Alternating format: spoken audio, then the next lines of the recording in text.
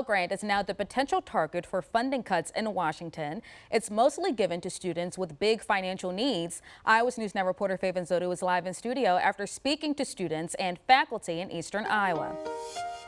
Nicole, the Pell Grant is now facing two major cuts, one as part of the president's big beautiful bill and the other in his discretionary budget request for 2026. One University of Iowa graduate tells me this would really impact students. It honestly is somewhat devastating just because there are people who have had this dream to go to college like for their whole life. Alexandra graduated from the University of Iowa and says the proposed changes to funding like the Pell Grant might cause issues for future college students with financial problems. Under the Pell Grant, students in extreme need can get more than $7,000. According to the Congressional Budget Office, the president's budget bill would not support that dollar amount. I was fortunate enough to where I didn't rely on scholarships or grants, but I know that there are so many people who do, and the fact that they now put a cap on it is just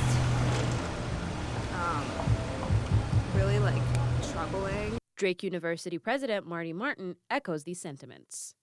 Well, it's incredibly important, particularly when we're talking about making what is an amazingly high quality education that is Drake University widely available to students of lesser economic means. And we've leaned very hard into this. We are committed to access, and access represents a partnership between the Pell Grant, the Iowa Tuition Grant, and Drake University to create robust, affordable paths. Senator Herman Kornbach says as a retired educator with decades of experience, financial aid programs like the Pell Grant are an important resource. I taught someplace north of 10,000 students.